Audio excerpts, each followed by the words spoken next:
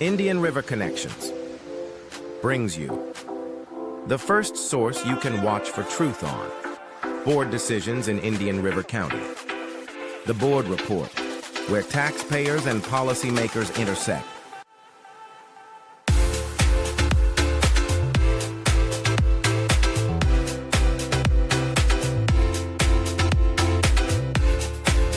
Be sure to subscribe on your favorite platform to get notified when we go live on Fridays at 7 p.m.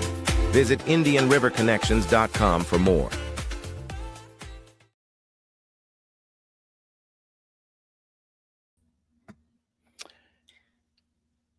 Hello, everybody. Welcome back to the Board Report, brought to you by IRC Media and Indian River Connections. Hey, Mike, how's it going? Good, and you, Joanne? Doing really good. So we've got a good show tonight. Yeah, very important show. And I don't think we were here last week because of Halloween, and the week before that because we were both out of town, and a lot's happened. A lot of rumors and stuff like that with the school board, crazy stuff with the county commission. I'll let you introduce who do we have on tonight? Well, we've got a special guest tonight. We have our regular commentators, of course. We've got Thomas Augustus, the editor-in-chief of the Sunshine Journal. Everybody subscribe. He's great at delivering the news. And then we've got Jennifer Pippin, chairman of Moms for Liberty in our district. And then we also have Jackie Rosario, school board member. And school board's been a big topic with everything that's going on, and the School of Hope. Yeah, that's that I seen a lot on social media. I saw a lot of mixed feelings about the Schools of Hope, and I think a lot of that has to do with a lot of people commenting really don't understand how good our district is doing. I mean, our enrollment numbers are not very good, but from what I think a lot of people see is that Schools of Hope are going to make the school district better. And then I feel different, but we'll let our guests and our contributors dig into that. I do want to mention one thing. I saw on Facebook that Jackie was also named state chair of the school board coalition. I might have it wrong, so I'm interested to learn about that, because the school boards, I feel like, is where it starts. School boards and city councils, we can gripe and moan about our representatives all we want, but those are our most local and grounded people, and you got to vet them to know who you're looking at and who you're voting for. So I think a lot of people in this county are learning that over the issues going on. They are, with everything that's gone on with the school district, the exposure that parents got of what was being taught to their kids during COVID all the way to this point. But let's let them get deep into it, because we've had some great representation from Jackie over the years, and from Jennifer Pippin, and from, Thomas Augustus with the Sunshine Journal. So let's go to a commercial, and we'll be right back with our guests. Yep. We'll send it over to Warrior Shield Weekend.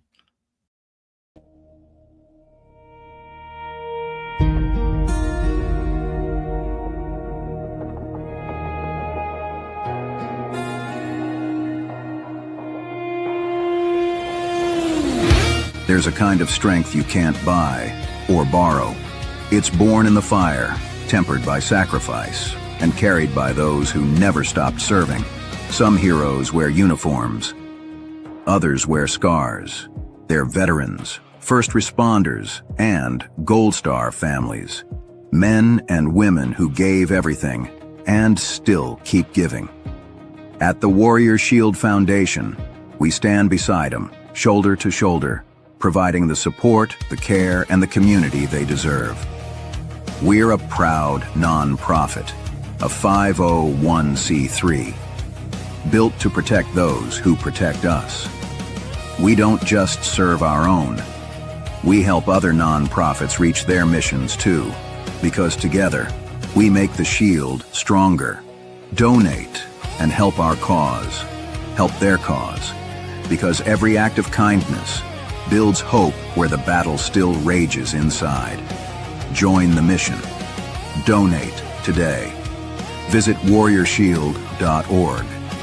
Because heroes deserve a foundation as strong as their sacrifice.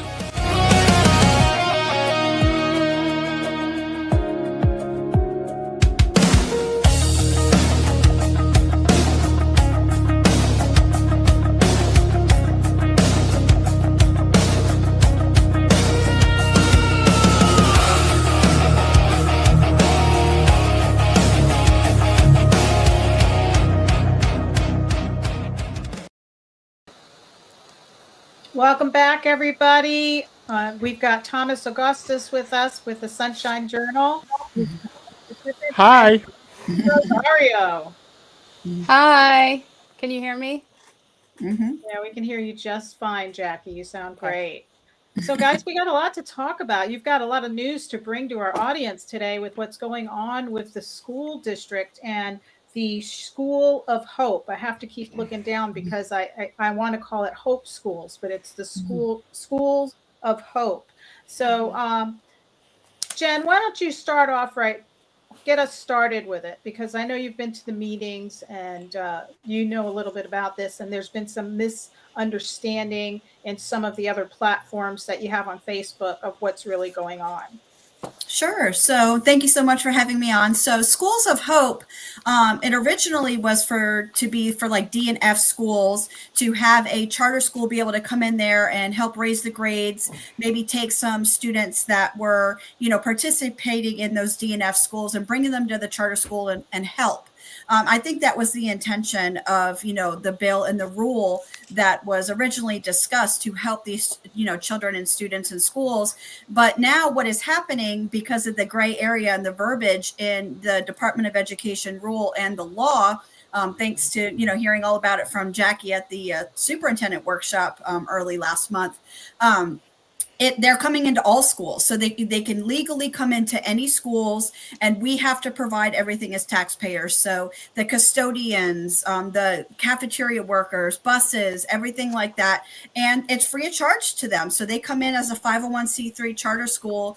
So seeing both sides, and actually this is the first bipartisan issue. I think that both sides of the aisle are saying, listen, this can't happen. We are an A district. We have A and B schools, mostly A schools, and this is not appropriate for Indian River County schools. Wow. So Jackie, how is this really affecting the school from your end of the view, and what you guys are seeing and what you're looking at? It hasn't really affected us yet, but it will very, very soon.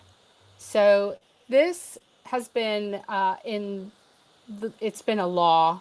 I'm going to say back in 2014, the idea of creating a law for Schools of Hope to exist as a charter school and to come into neighborhoods and schools that have low performing schools in them, or consistent low performing schools, so that there is another option that has been around for quite a while. That's not the issue.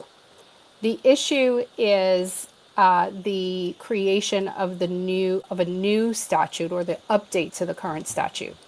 The update that just happened recently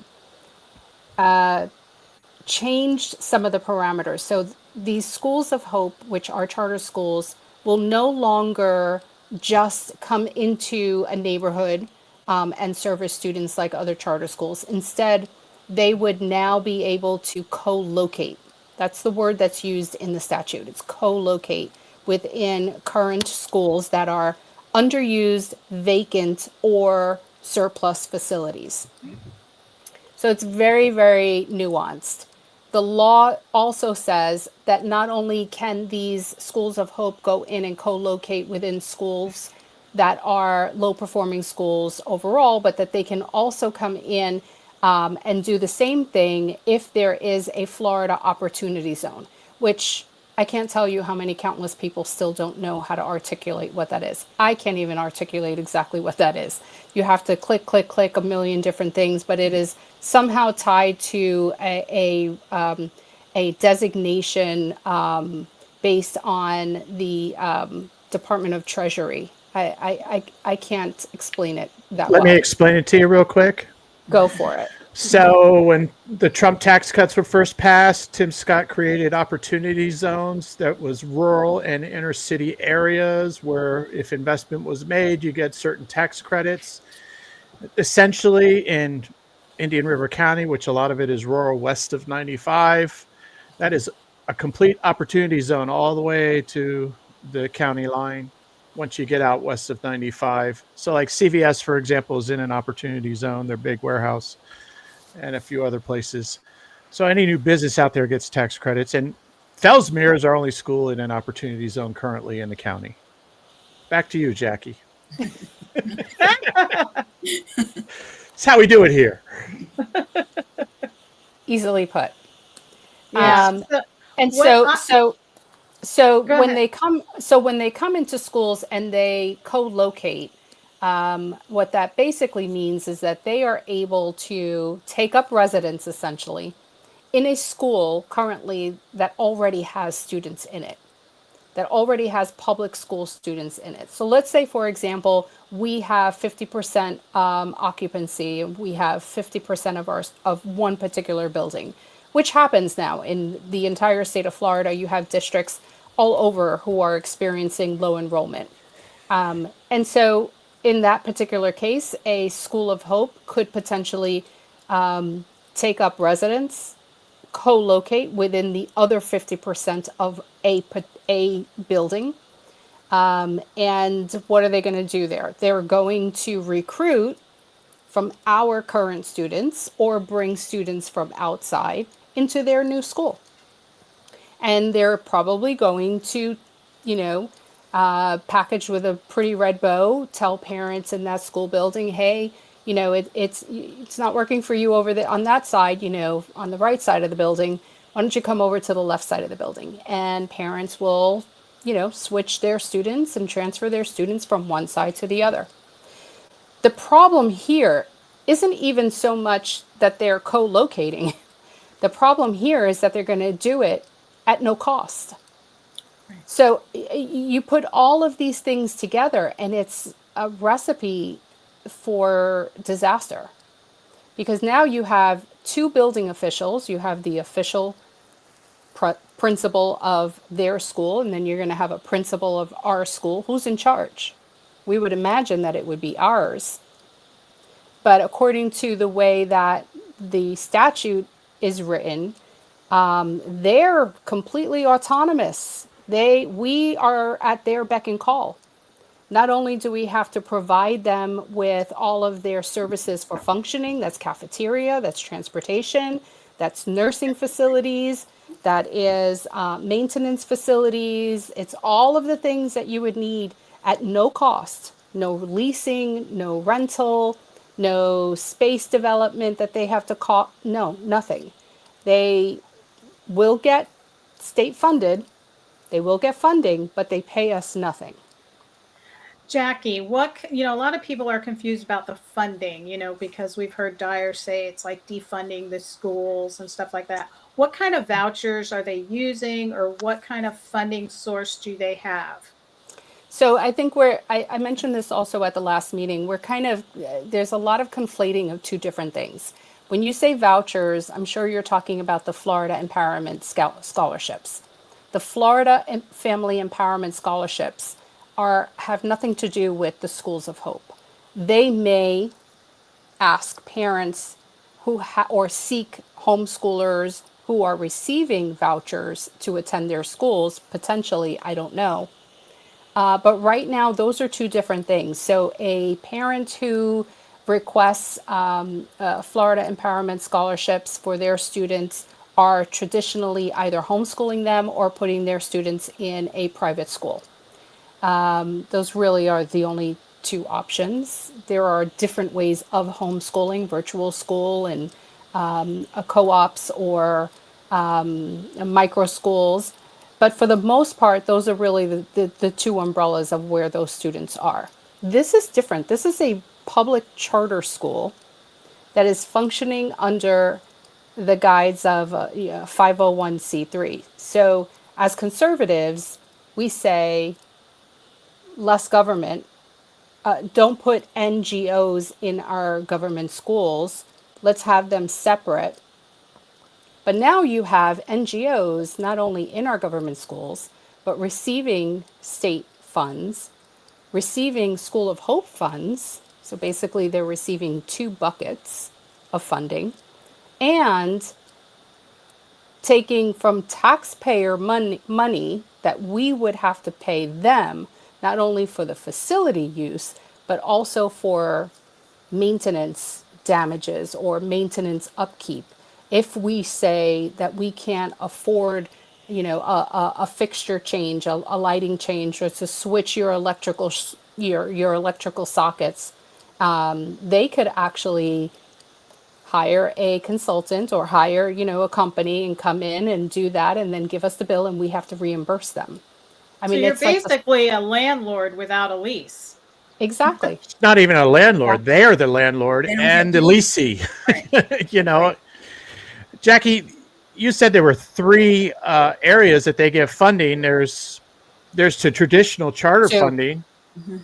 Too. They get charter funding, but they would get your FTE. That means full-time enrollment. So, and the other insidious thing of this, like if you do a That's true. co-locating school, and the school that they targeted was Pelican Elementary, they have to be in a contiguous arrangement, meaning their classrooms have to connect, I guess. Is that what that means? Contiguous? So you're basically, the public school's on one side of the hallway and they're on the other. Is that how that works? I mean, I guess it's that's one of the crazy things about this is no one really knows exactly how it would work because it hasn't worked yet. Right. There hasn't been any school that has co-located.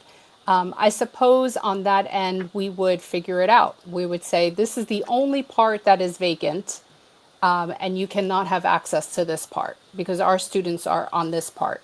In that case, I certainly would see that that we could separate the two. Okay. But I do not honestly see them in the same hallway. I see them, I just think that's impossible. All of this is impossible. It's crazy to even think about. Well, So- and with Pelican Island Elementary, we're doing the classical model. So we're going to have incoming, more grades coming in. So even though it's not at capacity now, more grades are going to come through, right? So, and it's the only school with a waiting list right now because of the classical education program. So yes, we're not at capacity right now, but we will be. So if they were to come in with the Schools of Hope in this school that they're, petitioning, we wouldn't be able to do our classical school K-8 like we've been planning to do, which is horrible because it's the only school with a wait list at this point in our district. Yeah, I would like Yeah. to point out too that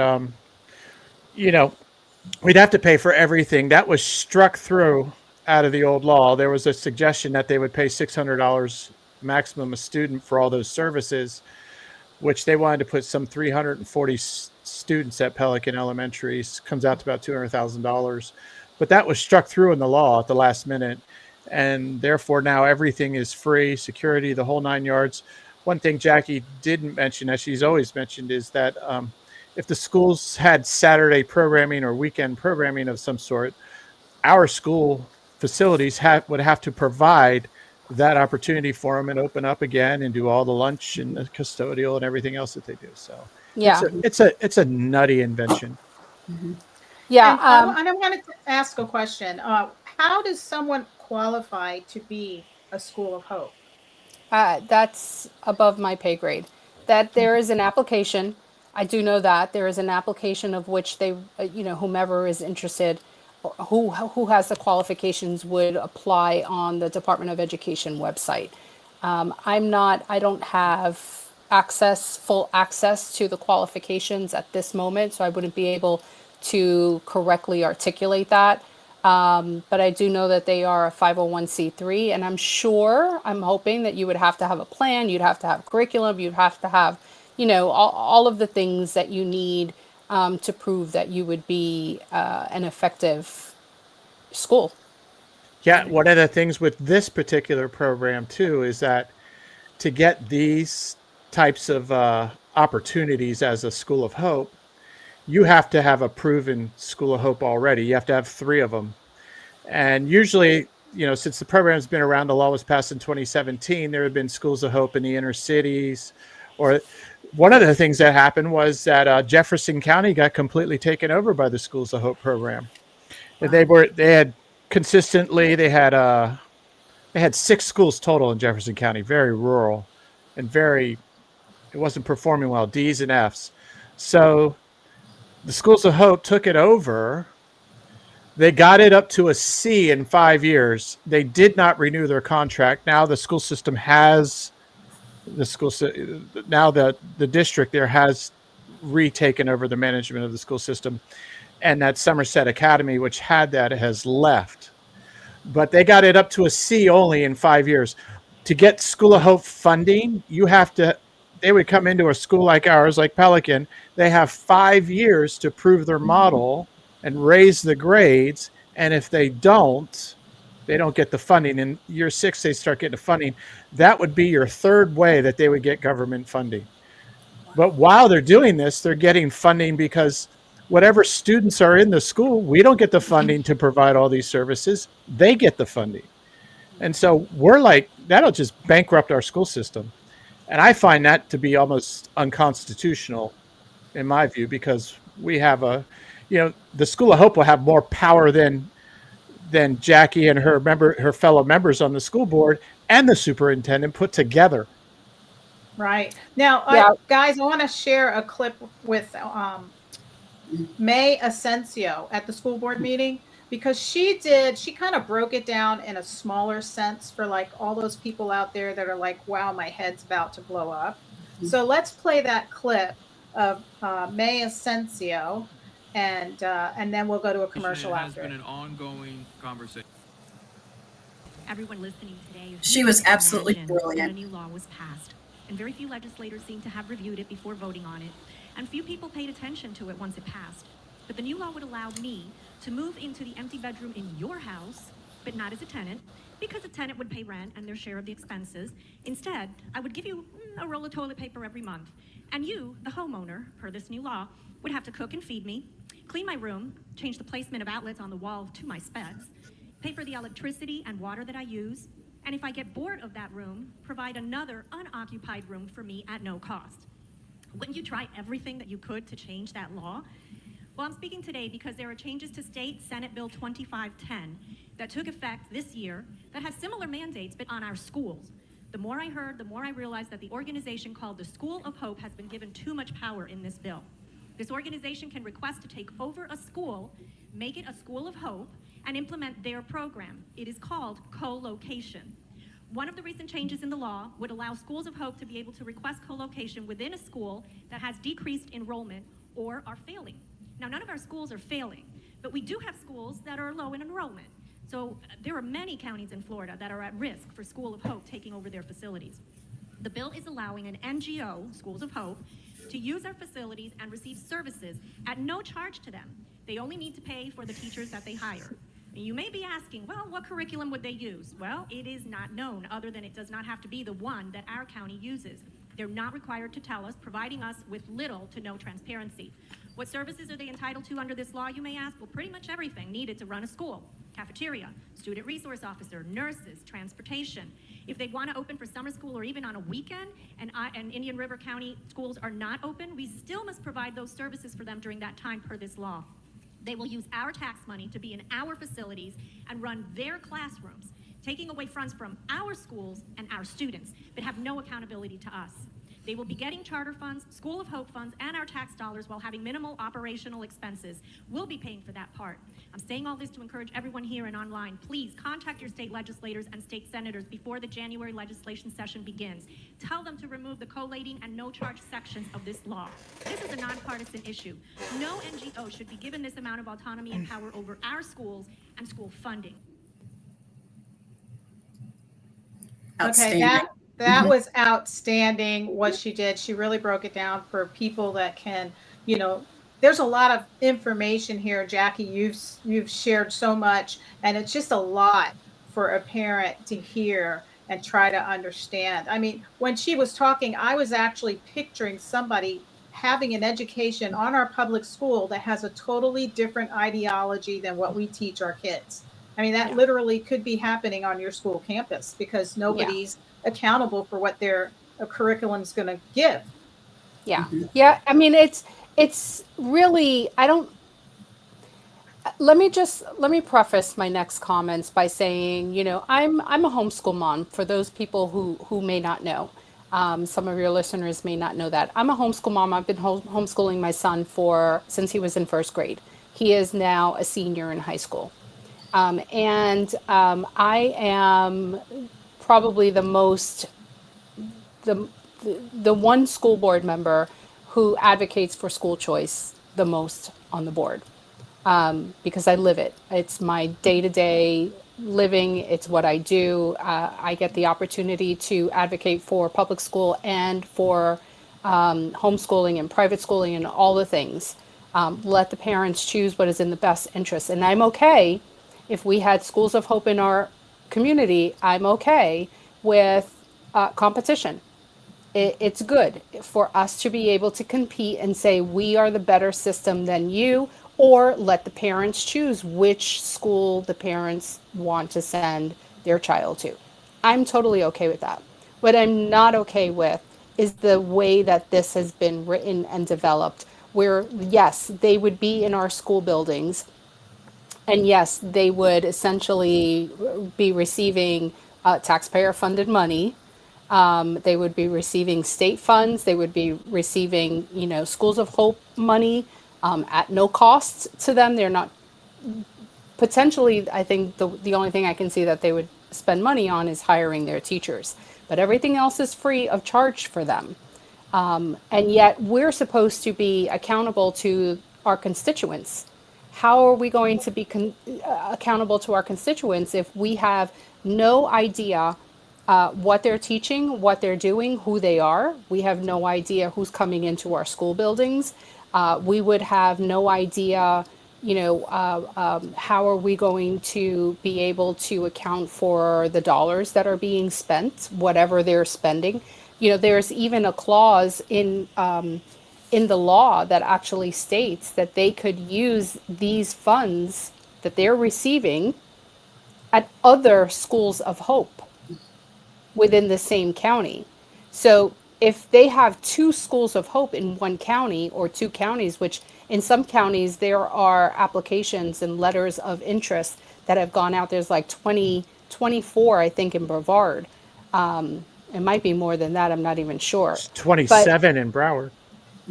It's absolutely incredible. So if they are receiving funds for school A in this county, but they have a school B in this county, they can actually use those funds for the other school as well. So it's very, everyone has to read every single line in order to really understand the brevity of this, and the consequences of this are really to the detriment of the district. And that's really where I stand. It's really to the detriment of the district. I'm not so sure. I love Governor DeSantis. I know Governor DeSantis is completely in favor of, Schools of Hope. And I know the Department of Education is too. That's not my issue. I'm not against Schools of Hope. I'm against how this was written, because it does put districts at a loss. It creates an avenue for superintendents and school boards to not have authority. And I think this is what Thomas was kind of talking about when he said there's a constitutional issue here. There would be no authority that we would have over this school, and yet they're in our buildings. So at some point, let's look at what might happen. Again, let's go back to that. Classic funding, though. Hold on. It's classic funding. You and I, as taxpayers, all of us four, and whoever else, we're funding something we have no control over. It's literal. I come from the DC area where they always want to be state, because it's literal taxpayer funding without representation. You have no control over what's happening. Right. No. That's tough. And the people you elect in charge are not in control either. Right. Yeah. Right. So let's take a deeper look at what this might look like. So let's take that 50% school, right? You have the right side is 50% public school right now. Schools of Hope comes in and they co-locate on the other 50%. Of course, on the left side. On the left side. We're on the right side, they're on the left The NGO side. And let's just say they start recruiting from our students, and our students just cross over from one wing of the building to the other wing of the building. Eventually, we did have FTE coming in we did have revenues coming in for those students that were on our side of the building. We now know for every student that goes to their building, we now will no longer generate FTE or any other funding for those students. So little by little, our funding is now going to be switched from this side to this side, from the right side to the left side. That's what leads to your bankrupt. Well, not only just bankrupt, we're eventually no longer, let's say worst case scenario, every single one of those 50% that we did have is now 50% on their side. They now get the FTE. We are left with no FTE, no revenue, no teachers, no maintenance, no anything. We're going to have to let people go, right? Or maybe they'll stay and the other school will pick up that salary. But that can't be, because the law says that we still have to fund them every single part of their functioning in the building, including maintenance, including cafeteria, including transportation, including some of these other, let me see if I can get it here. Maintenance, school safety. Don't forget about school. We have to cover school safety, nursing, and student transportation. So all of these services we still have to pay, yet we're not receiving revenues. So if we're not receiving revenues, where is the money going to come from? It's not going to fall from the sky. Right. So they're receiving funding, but yeah, they're but we're not in Florida, so it has to fall from the sky. Yeah. It'll come from one of the storms. We're paying off debt. But I mean, where is it going to come from? We're not going to be able to, it's not sustainable. So now they have now taken over completely of this one particular building at our dime, on our dime. Right. That's very good point. It's not even like the law was set up that we would cover them for a year, 6 months, or for the 5 years that they can prove that they can be sustainable on their own. No, this is unlimited forever and ever and ever. For as long as they are in our building, we would have to fund them. But it's an unfunded mandate. So where is the money going to come from? That's the issue that I have. That when I say to the detriment of the district, worst case scenario, this is to the detriment of the district. Wow. All right. Well, let's leave it right there. We're going to take a commercial break and we'll be right back.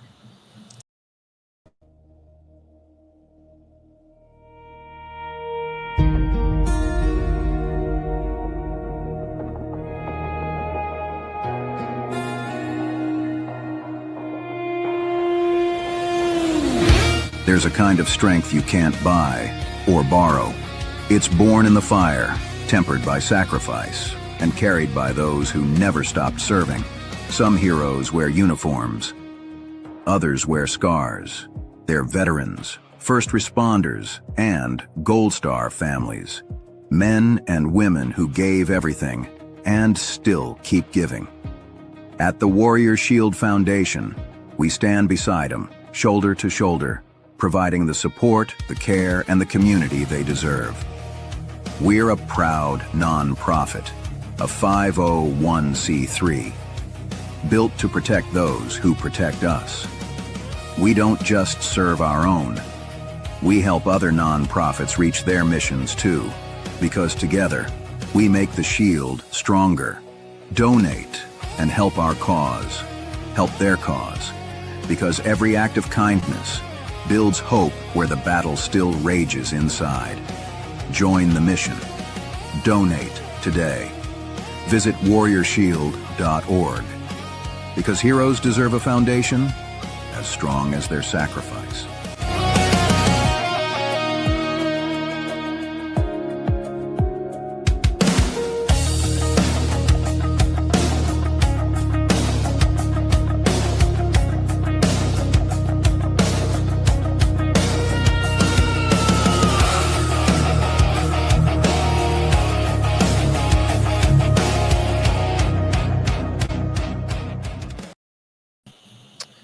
Hey guys. Welcome. Hey, welcome back, Hey. everybody. Uh, I'm glad to jump in here. And Jackie, let me first thank you for coming on the board report.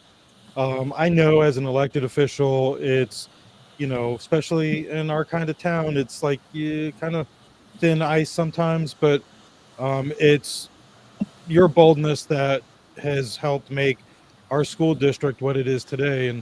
And that's where I'm confident. I'm not really worried about the schools of hope, because I think our schools are exceeding. None of them have gone backwards as far as I know.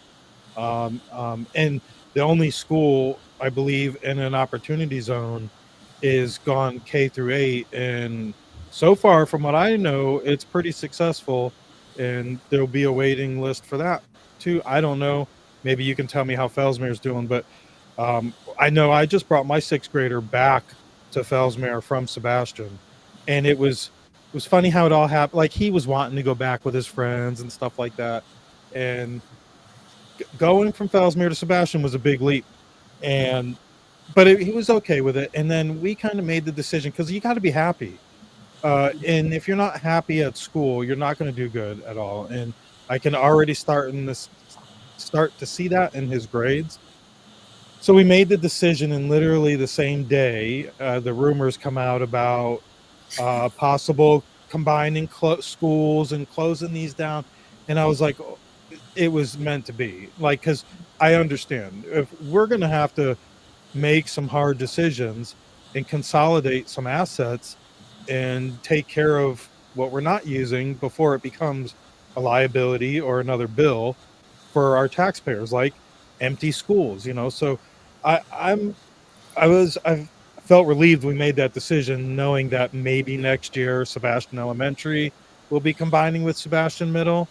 So if my son's going to be in a K-8, it might as well be in his neighborhood. So and I have to say, we're just we're I've got 3 kids now in Fellsmere Elementary. My 2 girls are in the dual language program, and I couldn't say enough about the program and Mr. E and what they do over there. So it's really a great group of people. Anyways, thank you for coming. Of course. It was funny how fast this gets spun. The information that got thrown, it got out there before I mean, you see who my friends are. I found out about these rumors from Facebook first, and it was like, wow. And it wasn't long after I saw Jen's post about here's the real information.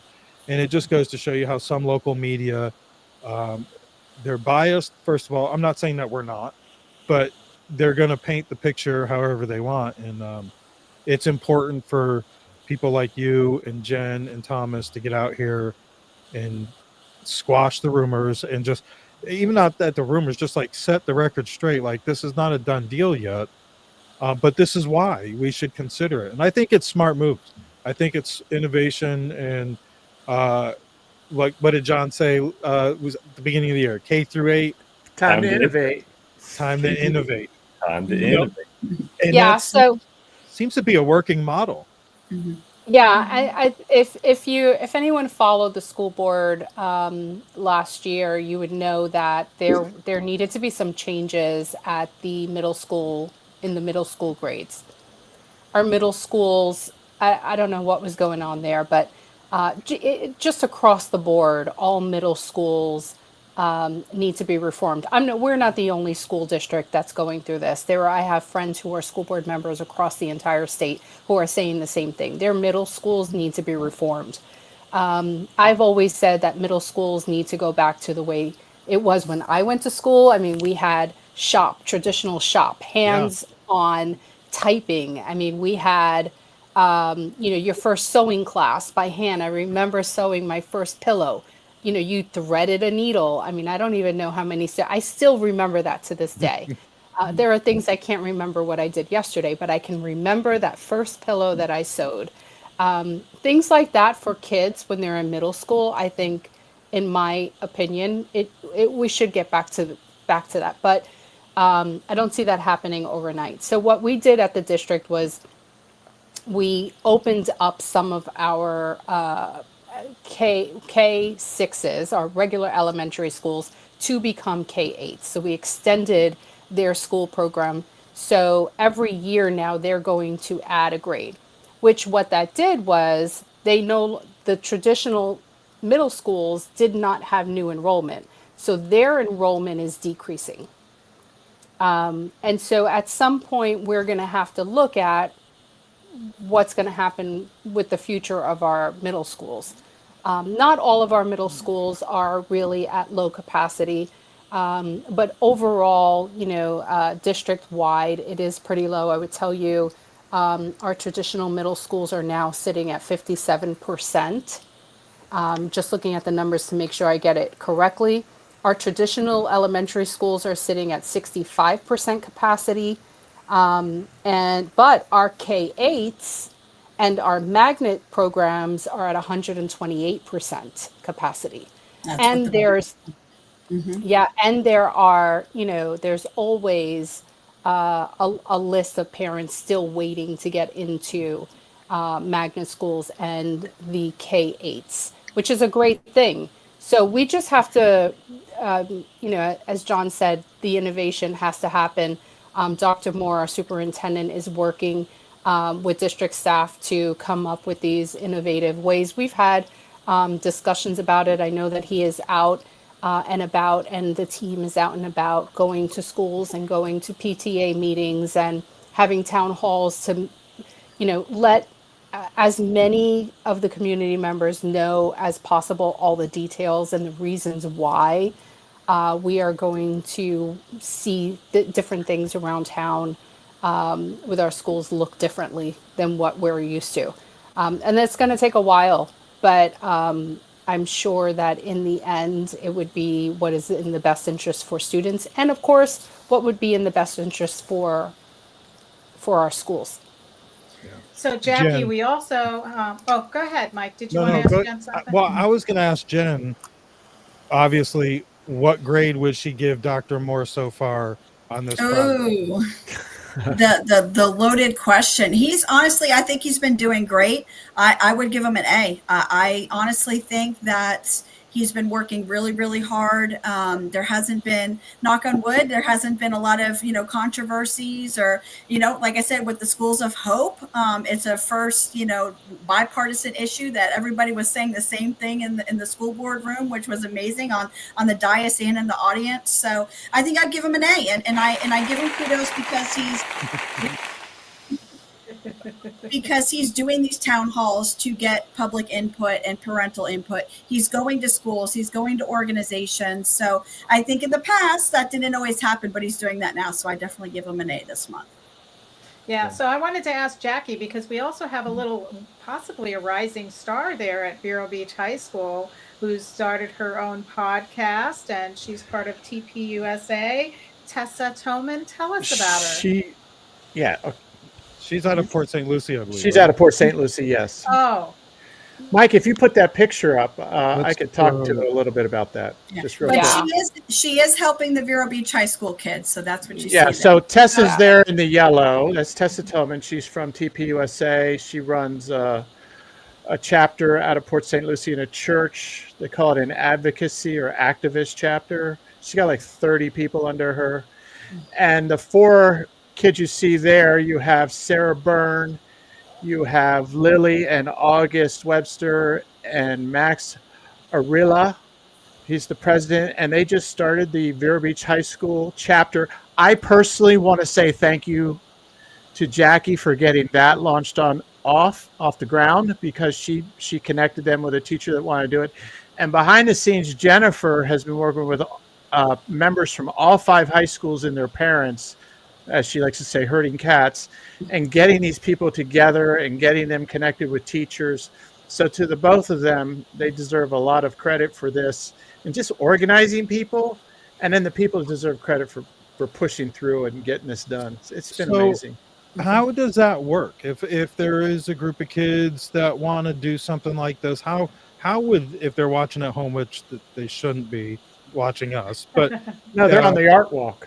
right. How would they go about doing this? Let's say in Hoboken, Pennsylvania, do they find a Jennifer Pippin or a Jackie Rosario out there to help them? Or It helps to have a good school board member who's behind them. Yes. I don't know if they're gonna find that up Potentially, there. Yeah, I don't know what's going on in New Jersey though. New Jersey's there's a whole big thing going on over there with their new leadership. But at least here, any student can create their own group, their own club, their own after-school activity or association. That would be considered a student-run organization. And if it's student-run, whether it happens during the lunch periods or during any time that they don't have traditional class, before school, after school, they can do it as long as they can find a teacher sponsor. Now, the teacher sponsor doesn't mean that it's teacher led. It's not the teacher's club. It's just that the teacher is going to be present in the room to be an adult supervisory, in a supervisory fashion, and allow the students to use your classroom. And that's really what a teacher sponsor is. Traditionally, you find kids try to look for a teacher sponsor who would support their club. If they want a chess club, hopefully, yeah, they'll find a teacher who potentially knows chess. So that they can, lean on the teacher for support or for guidance or whatever it might be. Wow, But that's great. it could be anything essentially. And as long as you can find a teacher sponsor, then the students would go to the principal and say, this is my plan. This is what the club looks like. I already, secured a teacher sponsor. And at that point, it's very rare that a student will hear no. So, Thomas, how can people at home help these students as they build their chapter or start their chapter? Do they do fundraisers? Or can we put them on podcasts? We could put them on podcasts, of course. We could always do that. Tessa really outlined that TPUSA takes care of their chapters. She's like, anything I ask for, they give me, which is really unheard of. A lot of times a chapter is sort of left out on an island. I mean, we see this in Moms for Liberty sometimes. We got to do some things all by ourselves. But with these Club Americas that they do in the high schools, I mean, they have 121,000 new applications at TPUSA. That's insane. Colleges and high schools, and the majority of them are high schools. Mm-hmm. Movement. Yeah, and she goes, they take care of everything. Yeah, that's amazing. Five high schools here in Indian River County are opening up their chapters. So Vero Beach High School, Sebastian River High School, Masters Academy, Charter High School, and St. Ed's Upper. Yeah. That's awesome. We had Tessa out at the Republican Club, Indian River, and I've got a lot of older members, and they all wanted to know, how do we get the youth involved? So we just show who the youth are that are involved and say, here, support them.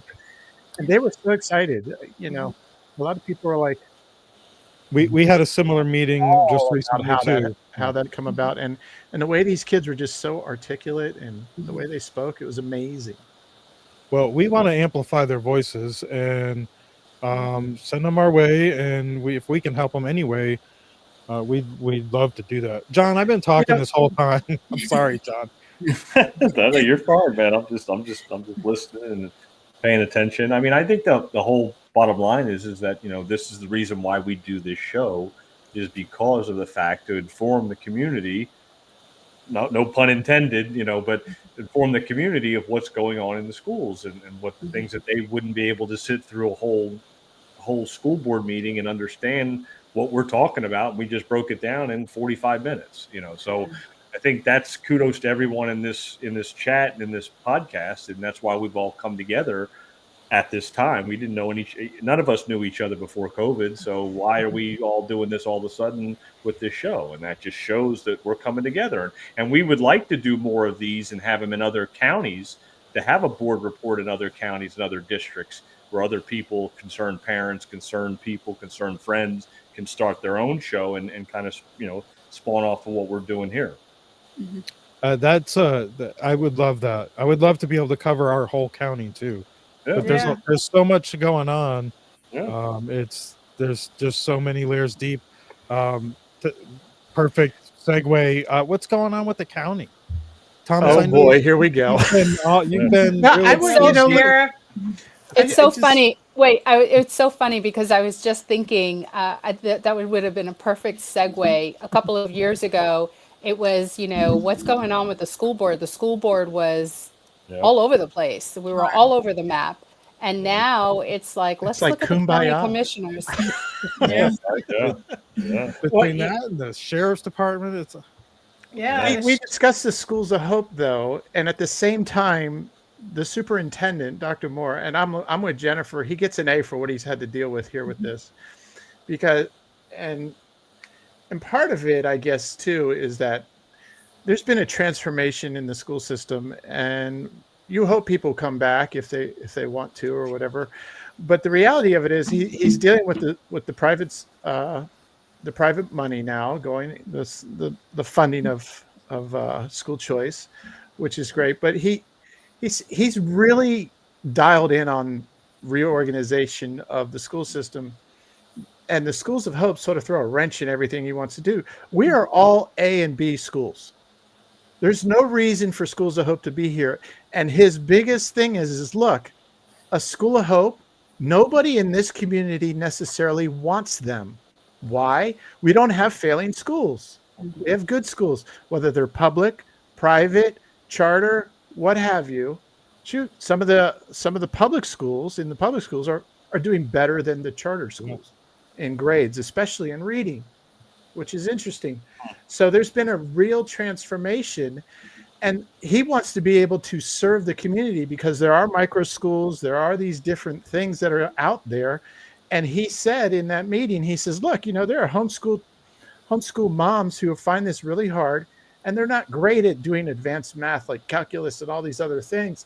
He says, I would love to be able to have their students at least come part-time and do those advanced courses that we can offer where they get expert instruction, good instruction.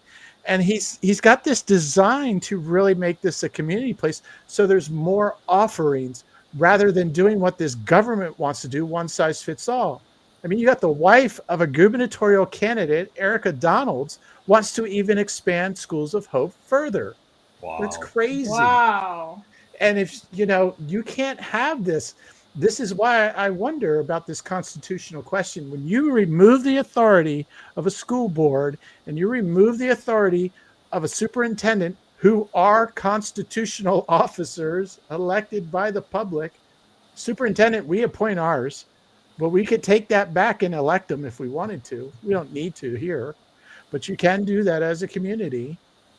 They are elected officials, and this authority is being stripped by some guy who writes a letter from a boardroom in Miami saying our school's coming in, we're going to take over. Well, that's crazy. the same Yeah, people that is said, It's really messed in with a lot of things that Dr. Moore, I think, is trying to do. He said it in that meeting on last Monday. He said, hey, there are 2,000 people out there accessing the scholarships and doing all this stuff, 2,000 students. If we can help them complete their education and get them further along, and aid and come alongside students, I mean, that's true service to me. And that's why he gets an A in my book. Yeah. I agree. Now, if people want to get involved, so I've had a lot of people reach out over the past, month since it was kind of blown up on Facebook. If they want to get involved, they can go to these town halls. They can email the superintendent. They can go to the November 17th meeting. So, let your voices be heard. So if you're, really upset about this, or you have questions, or you don't understand what's going on, don't watch Facebook and get in these chats. If you want, the real facts, watch podcasts like this, or look at the Moms for Liberty page where we're literally time stamping the meeting that you can go back and watch it, or look at Jackie's post where she's kind of breaking it down on the school board, agenda. But definitely, go back and watch that Monday meeting. Again, you don't have to watch the whole meeting. Look at our Moms for Liberty page. We timestamp it for you, but ask questions. I mean, if you legitimately have a concern, or you hear or see something that you don't understand, reach out. And, those town halls where they have, I think it's like 5 or 6 schools, right, Jackie, that, the cabinet's going to be at, that you can ask questions, or email or call, or come to that November 17th meeting. And I think that they're going to have like a first draft plan in December, if memory serves, Jackie. So if you want to be involved and you are concerned, and you don't want to just find out on Facebook from, some people who weren't even at the meeting, get involved and go to one of those town hall meetings or come to a school board meeting or watch it on YouTube. Yeah, Jennifer. all of that is good. All of that is correct. Jennifer is spot on. And in what's coming to us in December should be a vote for redistricting. We have to do that in our district anyway. But it's important for us to be able to do this now so that we can open up school choice enrollment, which happens every year anyway, and extend that time to give these parents enough opportunity to be able to choose, select a different school of their choice. So let's say, for example, if we were to essentially consolidate or be innovative and merge schools together. If a parent says, I don't want my child there in that particular school, they can actually use this time period that we're going to open up for school choice selection so that they can choose a different school. And by the way, in our school district, we are a school district, a true school district of choice.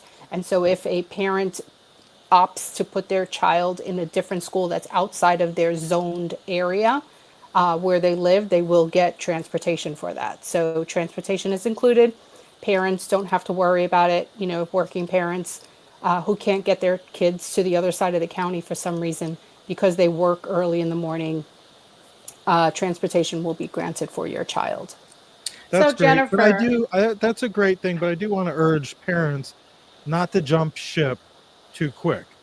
You know, like Correct. your schools should be You speak from quality enough. experience. Well, I mean, the whole Sebastian thing for us, it's kind of that in our was area his son's too. choice. I But know. still, He's a like, good dad. just like politics, though, in your county, like you want to make your schools better. And if there's a problem in the school, which I've raised my voice a few times and I've kept a few things to myself too, but you want to make that school quality, not just rip your kid out and go across town. Now, if you have a problem with administration, there's a communication thing going on. It happens. People, not everybody gets along. That's different. But yeah, that would be my urge to parents is figure out what's not working. And if it just doesn't work, then yeah, take your kid to where you need to. But So Can Jennifer, I I wanted just- to ask you a question because this bill was SB 2510. And I wanted to know, is there any chatter on repealing some of these bad policies in this bill? So yes, so that is everybody's responsibility as a citizen to go to your legislators, to go to the Board of Education. Jackie has sent letters. She's had those hard conversations with people, and we have to do that as citizens as well. So, you know, just like we advocate for stuff, we have to advocate against stuff. So absolutely reaching out to Robbie Brackett, Aaron Grawl, if you have, you know, friends or family in other school districts in Florida, having them speaking to their legislators. And again, like Jackie said, not eliminating completely the schools of hope, just changing that verbiage that says that they basically can't come in and squat, you know, on our schools, and Right. you know, that there needs to be, you know, stricter requirements and not that gray area, you know, and to meet all the guidelines and not just some of the guidelines in the law, and just eliminate that gray area right out of it.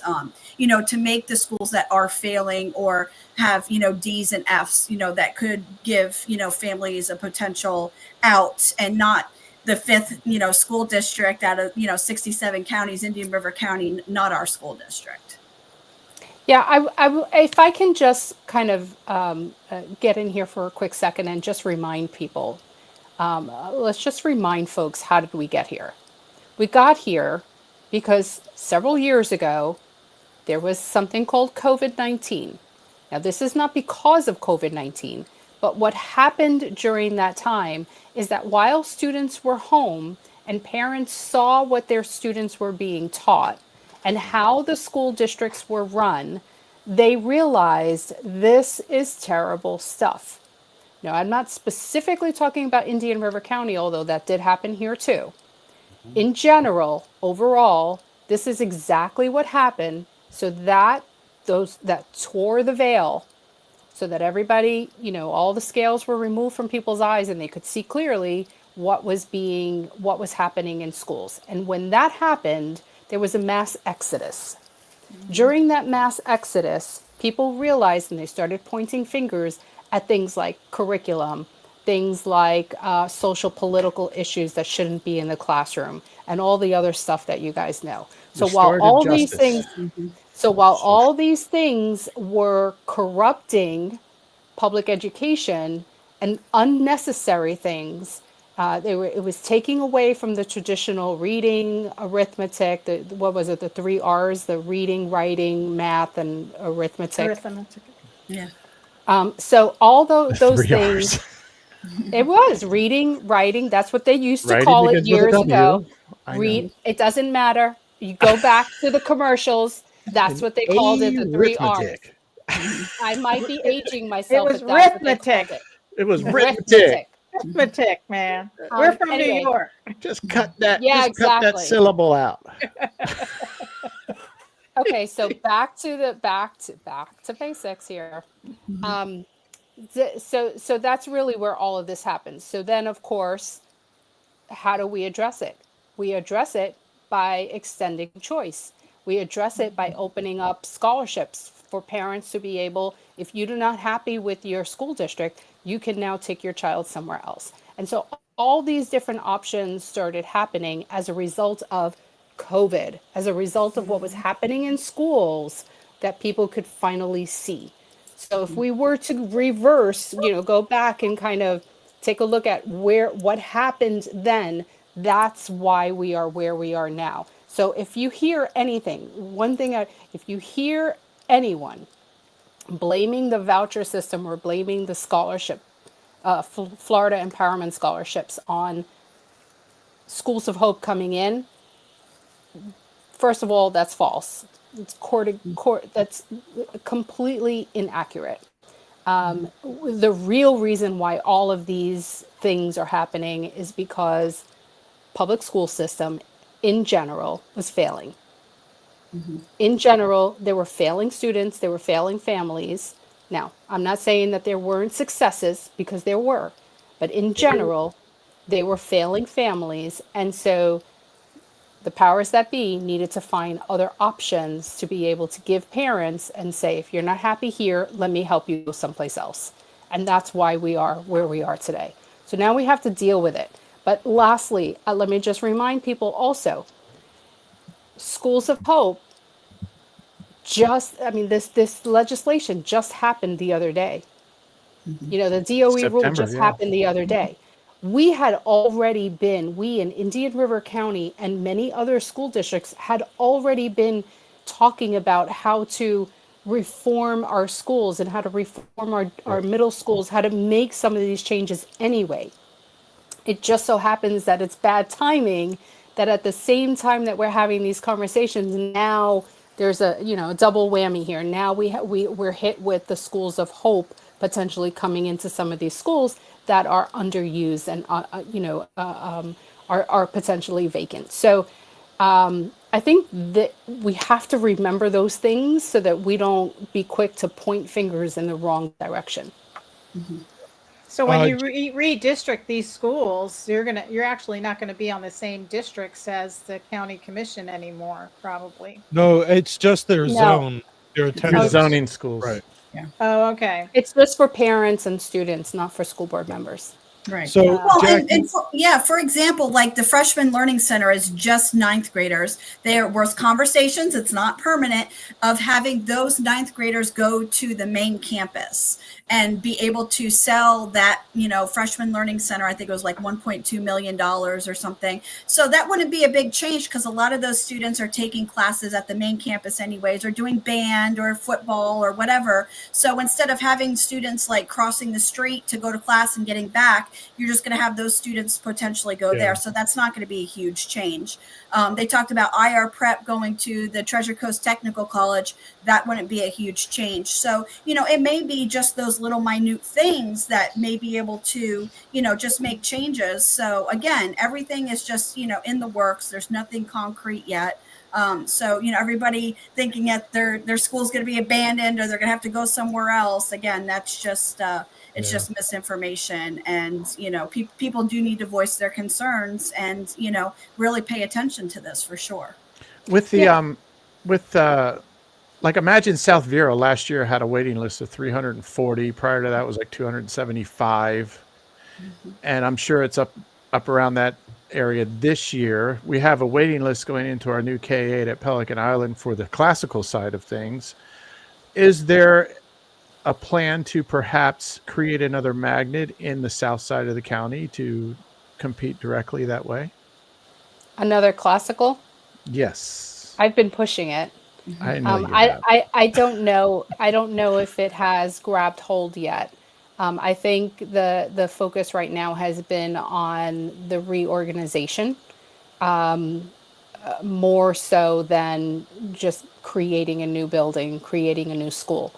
Although I say I can talk about classical all the time. Classical was my baby. It was the item that I brought forward, and thankfully it has had full support ever since. And so I would love to have one on the south side of the county. Right now, I think their focus is really on how are we going to move schools and where are they going to go. I was given the red light the green light to be able to share, and since Jennifer brought up the flick going to the main campus, I think even though people don't like change, I get it. It's going to be uncomfortable. It's going to be strange. A lot of questions are going to be raised, and maybe many answers might not be known right away. We will find the answers as soon as we hear your concerns. We're going to get the answers to you. But let's just look at Osceola Magnet for a minute. Osceola Magnet is on the south side of the campus. They have traditionally south side of the county. Sorry, thinking college.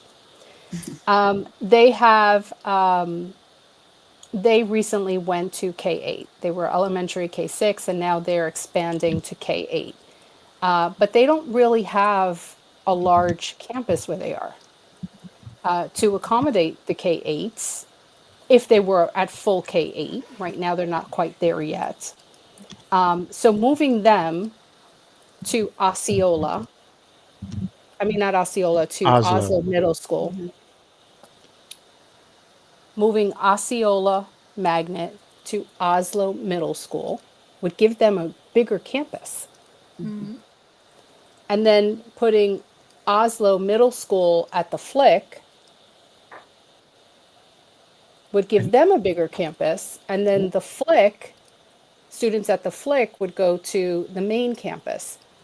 It seems like that would be an easier move because you're moving one, from one to the other, and we have to look at the hidden blessings in all of this rather than the inconveniences. What are the blessings? What are the good things that will be in store for students? For those from Osceola going to Oslo, you're going to have a bigger gym. A lot of people were talking about not having space for music, not having space for some of the other activities. They'll have a larger library. They'll just have more opportunity to grow and flourish there. Whereas if they stayed where they are right now, they may not have those opportunities. So some of these moves might actually be a blessing in disguise. And, we have to think of that as we're moving forward. I think they're all pretty much common sense moves considering capacity levels and just working with a lower enrollment count. Why wouldn't you make these decisions? But I think you guys are doing the right thing and putting it all out in the open. I do think that Fellsmere will be the biggest opportunity for Fellsmere in the next couple of years is space. They don't have what some of the other schools have, and my worry is that kids miss out. Yeah, we can provide transportation, but the more friction that's input there, the less involvement parents will more than likely go out of their way. But having said that, I think Mr. E's done great with the 6th grade he's got now in making space for him, and I just hopefully they can keep up their progress. Before forget, go ahead. Well, I wanted Jackie to give us a chance to talk to us about the school board coalition, but go ahead, Thomas. No, it's just saying that underneath this, our school district is still under desegregation order and the transportation requirements from all that. Ridiculous. And they actually want to, Dr. Moore already expressed how he wants to rezone, like Dodgertown, for example, because there's a specific element of Gifford that goes to Sebastian Elementary from rules that were 50 years ago put in place by Supreme Court. And, the whole deseg order, the way it's going right now, it may never get resolved here locally the way it's being adjudicated, because it's just, I don't want to get into that. It's another whole can of worms. But all that to say, the kids are already on the bus 28 minutes from Gifford if they're going to Sebastian Elementary. And guess what? The school system, the district, Dr. Moore said it, if they still want to go to Sebastian Elementary, those kids, they can. But they would probably rather go to Dodgertown because it's right down the street with all their friends. I have to pick my kids up. And literally, I'm 5 miles away from the school. They won't get home for an hour after the 3:30 bell rings. And that's because I'm on Willow, right? I'm on the south side of Willow. Well, the north side of Willow is on the same route, but it fills the bus. So they take the kids to Meadow Brooks or something like that. They take them and then they come back to the school, get the rest of the route. So it's like, do I wait in line for 45 minutes to pick them up, or do I try not to fall asleep at home for 45 minutes and wait for them? So you are forever a dad. It is. That is a long day for the kids. It's a long day for them to be on the bus for so long. I always hated my kids to have to be on a bus after a long day at school and have to come home and do homework, and they still need some downtime when they get home. That's why I pick them up. I pick them up so they can do those things. And plus you throw in after school activities, Boy Scouts, gymnastics, piano, and this and that. And it's like, you got to get them home and get the day's not over yet. But Jackie, what is it called before I butcher up the name again? National School Boards Coalition. Now, this is the organization from Laura Zork and Karen Hiltz. Yeah. Who we've had on the show before. Yeah. Yeah. So tell us what you got going on. Yeah, Laura Zork, she's really the brainchild behind it. And then Karen Hiltz, Dr. Karen Hiltz, came alongside, and the both of them have really done wonders in creating this organization. The National School Boards Coalition was really created, and if you have them on, I'm sure if you had her on before, I'm sure she would come on and be happy to talk more about the National School Boards Coalition. But it really started as an alternative to the National School Boards Association, which in 2021 wrote a letter to the Biden administration at the time, accusing parents who were petitioning their government, which is their right to do, of being domestic terrorists. Remember that. And so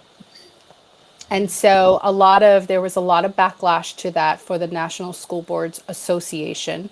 And even the Florida School Board Association pulled away from the National School Board Association. Are they still out of it?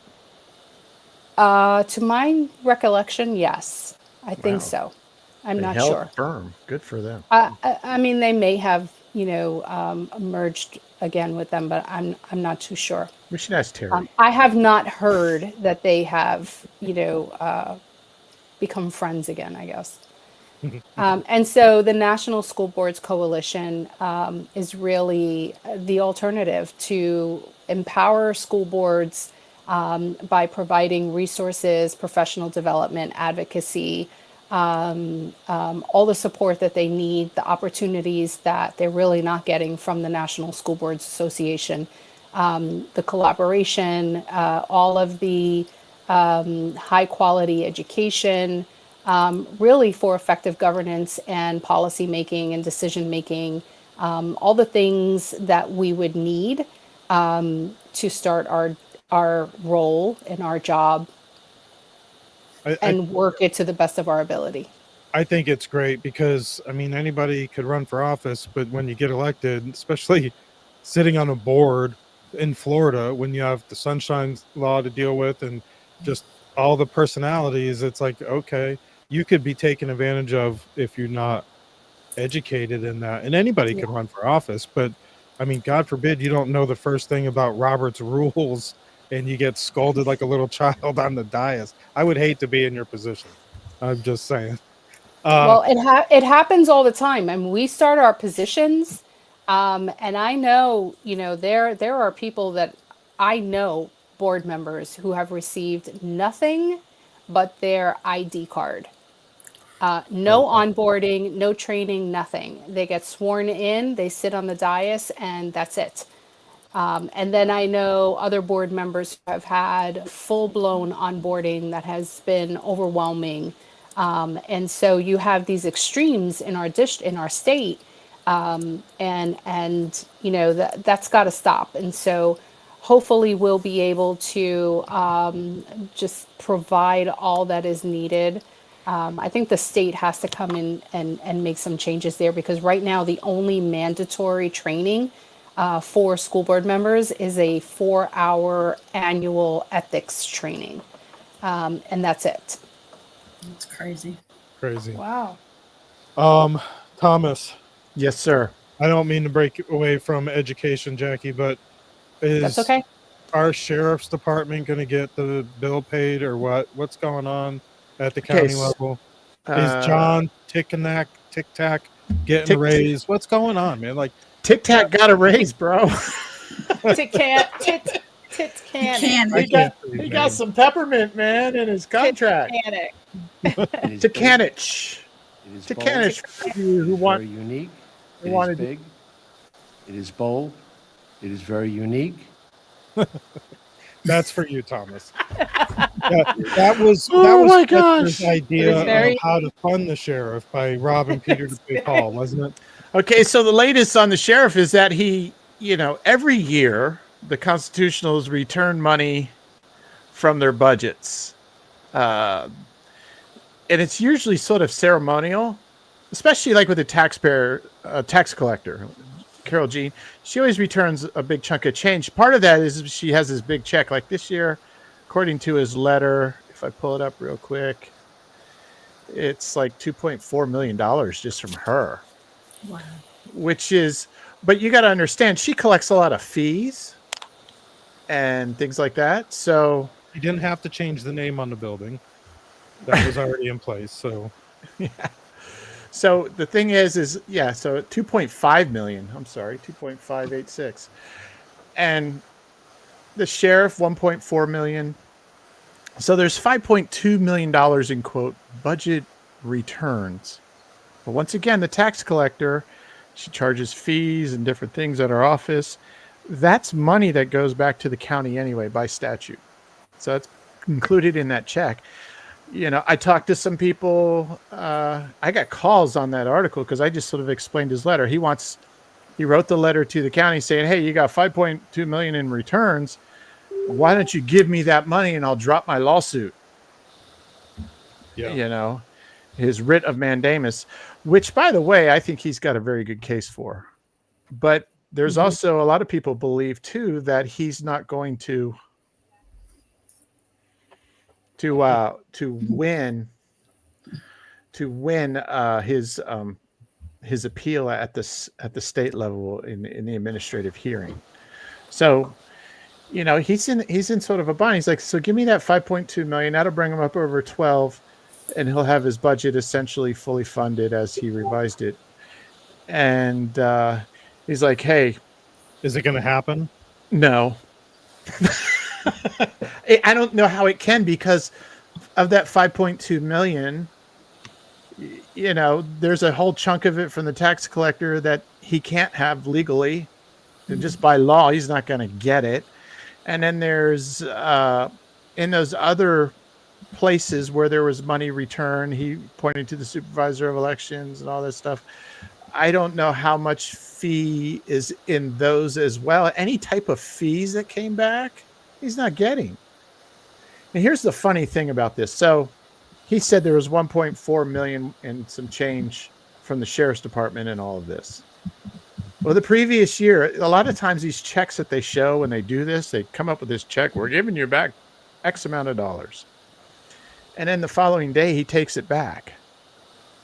Like, you know, I had a candidate last year. He took 95% of his returns back because he's got outstanding purchase orders, expenses from the last couple of months. And so that whatever $1 million, $1.4 million is already essentially spent. Yeah. So I think this is yet another media marketing ploy.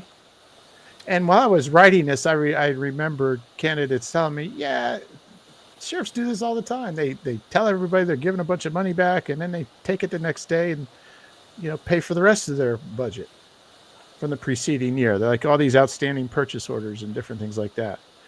So he's going to be doing that anyway. I think it's just a way to get them to continue to talk and try and figure something out. It's an ongoing negotiation. Who's the problem here? I'm sorry, Jackie, go ahead. No, but that's okay. But Thomas, I don't know. I think that if the sheriff was aware of this potential take back, or request for the take back, why wouldn't he bring it up earlier? And there were so many opportunities to bring it up and say, well, look, here's the fix. If you don't have the extra funds that I'm asking for, why not give it back to me in, you know, from the funds that I What's to say next year you have a $5.2 million return? You got to understand, this is recurring budget funding. But he knew and these that these one-time fixes, from whether they come from savings or from this, is not going to.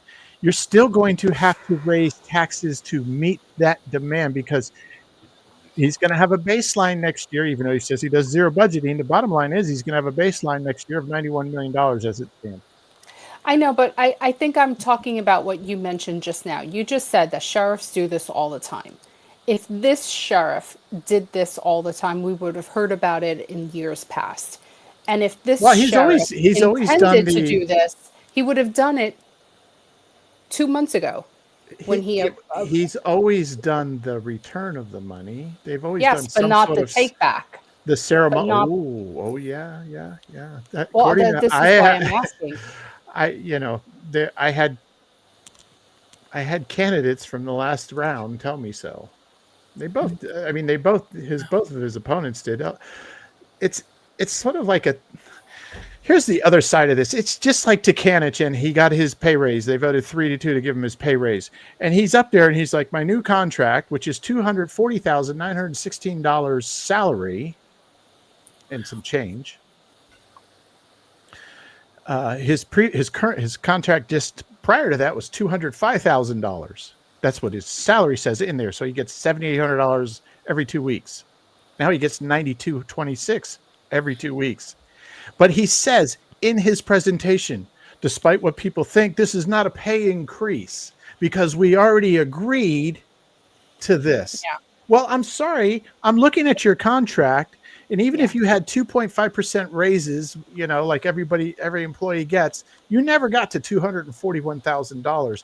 But you're telling people because you guys had a conversation that this is not a pay increase. You know, talking government speak to the people is BS. And you're really making people upset by doing it. Yeah. Is he the problem? Is this personal between the sheriff and the administrator? This has nothing to do. I mean, that whole contract negotiation had nothing to do with the sheriff. No, but the sheriff. That was with I think Joe Fletcher, commissioners. Yeah, Fletcher, Lore, and the gang. I can't help but feel like there's animosity there, and the sheriff is playing his hand in the media to show everybody or to expose them or make these people look bad. I think it's very unfortunate, though. We're at this point to where we're mincing words. Well, there are a lot of people who know about these things saying if he gets what he gets, he's going to feel like a kingpin. Well, I will tell you though, it is. I don't know what that means. But Somewhat Well, they have a amusing. no kings protest. It is somewhat amusing to see some of those people in that sector eat their own. Yeah, well, this is exactly what I was going to say. I was going to add a different perspective, and I don't know, maybe it's the same perspective. I don't have an opinion one way or the other whether what the sheriff is asking for is accurate. Is it over the line? Is it over the top? I can't answer those questions. But I can say that I have a lot of respect for the fact that he's going up against the good old boys. And for him to be able to publicly challenge them in the way that he has, I've heard him speak, I've heard him talk to them. He's done it respectfully. And he's,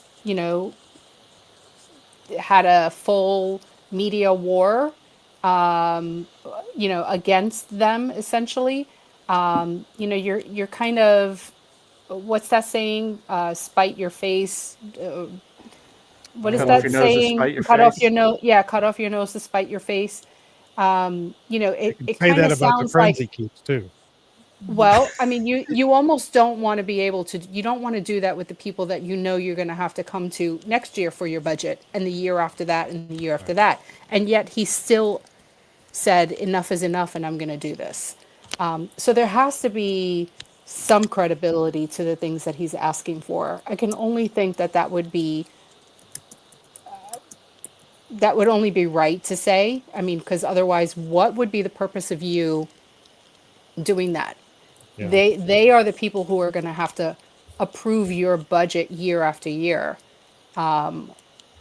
You just don't want to do that unless you absolutely have to. And so for that, I give him lots of respect for doing it. That's a hard thing to do. And he did it. So for that, I give him respect. Me too. And this is Yeah, where I think it's interesting, because the lawsuit is about the process of actually working through the budget from the time it's submitted to the time it's approved. There's procedural steps, and it's outlined in that law 30.49. And that's why he asked for a writ of mandamus. The writ of mandamus basically says, hey, court, make them follow the process. And so that's what he's doing here. And I think that speaks exactly to what Jackie is saying. It's legitimate in that regard, because there hasn't been a process that's been followed. There's 6 things that they have to look at. They look at one thing, and that's just personnel, make sure they get paid. And so they gave him $6.8 million to make sure the personnel got paid. And he's like, well, I got no operational increases that I have to deal with. And now he's looking for ways to do that. And that's where we're at. But at the same time, that lawsuit is all about process. And my question is he willing to settle for the money and not get the process? I think the process is very important for the future of this county. I think he knows he's going to have to go through the process. Yeah. And I hope they do, because I think it's imperative that next year's budget for him in particular, for that office, that it's followed procedurally, where if he wants an increase and they say no, they explain why in those 6 areas, the way You're the law absolutely tells right. them to do so. Because he's going to run into it the following year, because if he doesn't get his budget this year, he's still going to be short next year. And that's what's been the issue. Every year he hasn't gotten the budget that he's needed. And that's why the salaries are so behind. And like you said, if he just gets his salaries, how is he going to operate? You've been out there, Thomas. He's got a huge facility. He takes care of this whole county, the feeding, the doctors, all that stuff. You've researched it. And they're all needs going to that have budget. to innovate. They're all going to have to innovate though when property taxes are subtracted. Well, the state will come at another way. I want to know why they haven't looked at the budget for the CSAC. Why don't they stop increasing the CSAC and start decreasing it? And some of that money can go towards the sheriff. There's not enough public pressure. Public pressure would change that.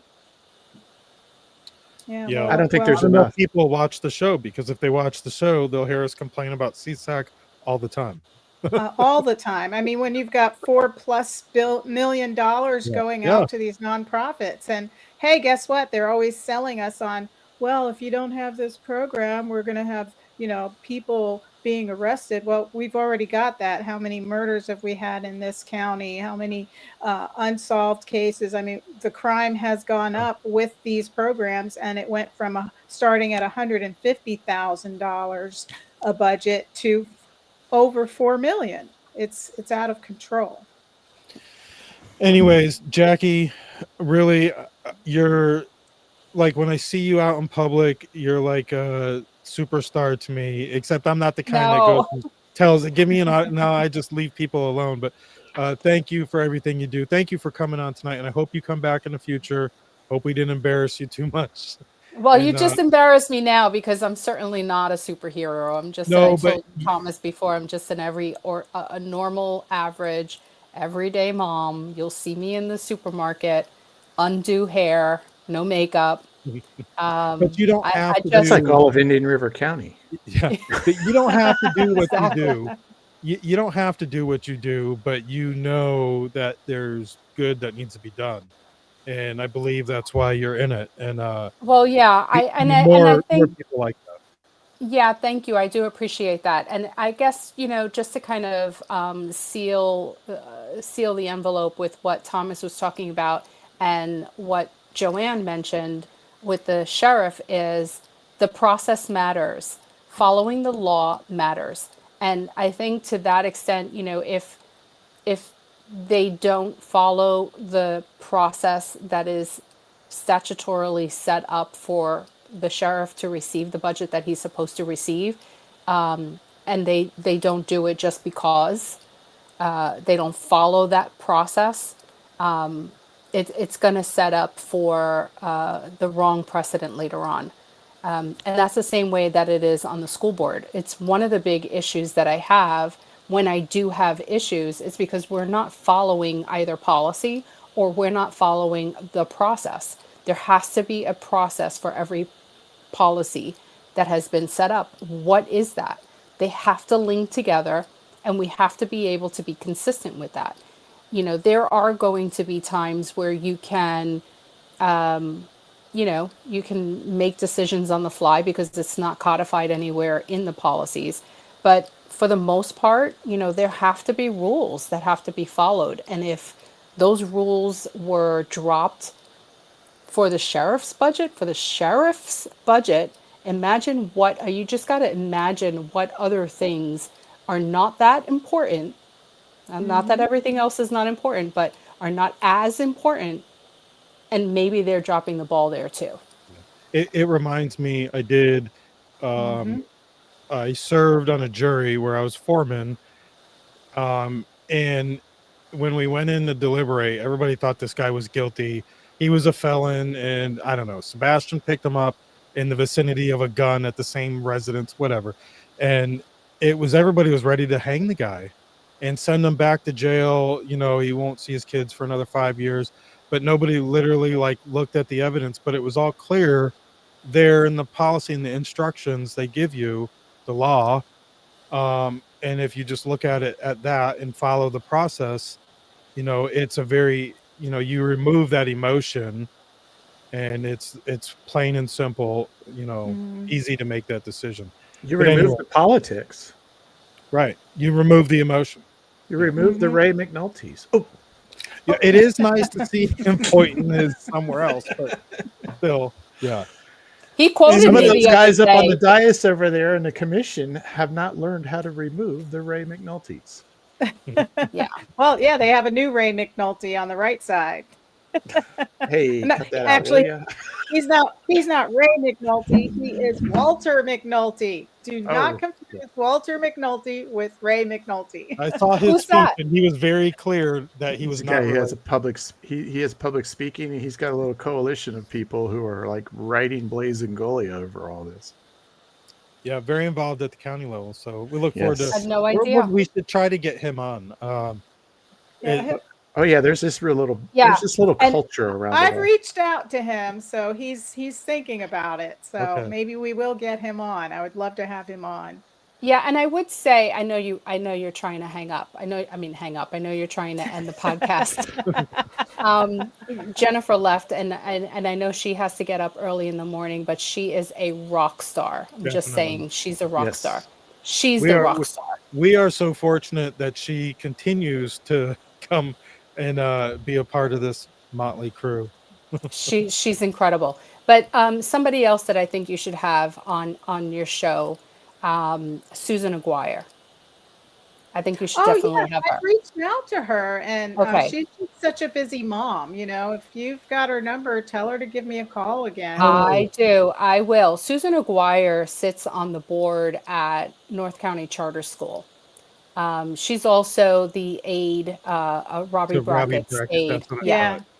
thought. But she sits on the board. She also served, I don't know if she still does, on the Taxpayer Association. She does. I think so. She does. She still sits on the board of the Taxpayers Association. But as a board member for North County Charter School, and we're talking, I'm going to wrap this up, bring this full circle with the county commissioners. They recently voted to rezone a particular area where North County Charter School is. I don't know if you all have heard of it. And that rezoning allowed for a facility that is 1,500 feet from North County Charter School Oh yes. to now change from a residential facility to a rehabilitation facility. It's not even rehabilitation. I think it's Drug rehabilitation. yeah, but there was another Like a name halfway for house. it. Yeah, somebody brought A that out at the detox. county It's commission. supposed to be a detox center. So this detox center, which hasn't been, I think it's in the works now. It was just rezoned recently. The county commissioners did not, or at least through the process, did not notify North County Charter School that this was happening. And the reason why is because according to the law, according to their ordinance rather, they have to notify businesses within a certain feet, whatever that distance, a certain distance from the rezoned building, whatever it is, building or organization or business. In this case, the school happened to be just outside of that distance. And so the It's school like 100 never, feet, or even less, I think. no, less. Right. It was just, it was like a hair difference. And so the school never got notified that this was an agenda item to begin with, or, the potential impacts for this. So she contacted me. She can give you the full information because your audience might be able to help. It's still not too late. But I think this should have been an item that the commissioners should have taken extra precaution to just give the school a call and say, hey, this is on the agenda. I know you're outside of the limit. We didn't notify you, but what is your input for this? Students would potentially, who walk to and from school, would have to pass a detox center. If whatever happens at a detox, every community needs a detox center. I get it, but this particular one is way too close to the school. Yeah. If there's a shutdown for some reason, if somebody, leaves, if there are people that we do not want in the area of a school, guess what? That school has to go on lockdown. So that school can potentially lock down multiple times a day. If it's not run properly. I'd be interested to hear what George Cologne has to say. He because that's his field, is the recovery coaching, and he speaks out against a lot of these halfway houses that go unrecognized in the community, and it's kind of like a racket and they collect money. And not just that, they end up in neighborhoods where there's schools and stuff like that. Yeah, it's not okay. Now, we don't have authority over charters. They have their own, we don't have that kind of authority. They have their own board. But it was this important that I actually brought it up to the superintendent many times. He said he was willing to do whatever it takes. our board unanimously supported a letter that our superintendent wrote on our behalf that was very strong to the county commissioners, asking them to please reconsider this item and not rezone, because just like we can reconsider any item that we voted on, they could do the same thing. It's never too late to do that. We just choose another area. Just do not choose one that shares the same sidewalk as children who are walking to and from school. And so anyway, I think Susan Aguirre would be a great addition to your show. We should try to get her on. And so people at home should be writing and annoying the hell out of the county commission to get their act together on all fronts. That's a long email. Sorry. Anyways, Jackie, thank you for everything you do. 2, zoning. Thomas, we got your thing over here. I didn't pop it up there yet, but if got you're my watching thing? at home, you could scan that QR code and it'll take you to the Sunshine Journal's Substack. How cool is that? That's awesome. And, check out the Sunshine Journal. Make sure you subscribe if you can. Does that duck read my publications? I don't like the duck, and eventually we're going to get away from the duck. Maybe I don't Get know. away from the duck. We'll see. But anyway, John, Joanne, you got anything else to add? I've been talking. It was a busy 2 weeks, and I'm glad we got this show out there. But that's all I got. You guys got anything else? I did want to shoot a shout out to everybody that there's a tactical 10K and 2 mile that the Vero Beach Police Department is putting together to raise money, and that's on Saturday, November 22nd. All of us are sponsors of that as well, so you'll see our name on their t-shirts, and you could still sign up. Just go to the Vero Beach Police Department, verobeachpolice.org, and hit their link that says, what does it say? All the way to the right. I was on the screen and then I got off it. But it is a 10K, 1K. The race starts on November 22nd, 6 a.m. start to pick up your packet. 6:45 a.m. is when they close registration. And let me tell you where the location is for that. I'm on their website, so bear with me here. My mouse is not working. Okay, I know I had the location for the website for the. It's never there when you need it. I know it's never there when you need it. It's a park located at 1704 Ocean Drive, South Beach Park. So head over to South Beach Park. Yeah, on November. Early pickup is November 21st at the American. So you can also go to the American Icon Brewery on November 21st to pick up your packets between 12 and 4 p.m. So That's again, if you wanted to, yeah. Jackie, so this is our own version of Board Member Matters. Yeah.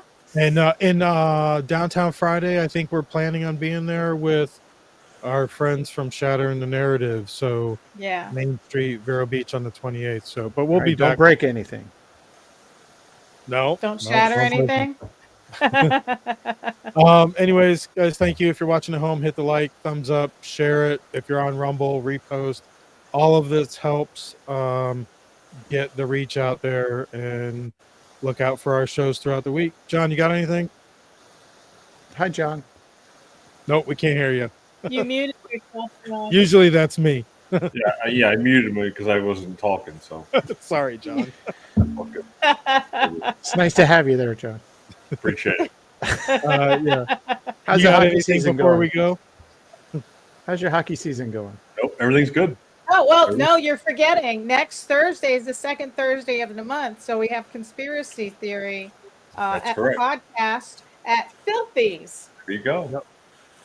Yep. So check us Well, out. You can watch it. In case I don't see you beforehand, happy Thanksgiving, everyone. Yeah, RT, happy Jackie, Turkey Day. Thank you. All right, guys. Thank you. You have a good night. Good night, sir.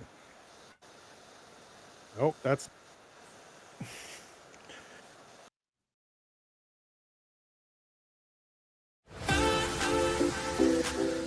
Indian River Connections brings you the first source you can watch for truth on board decisions in Indian River County. The Board Report. where taxpayers and policymakers intersect.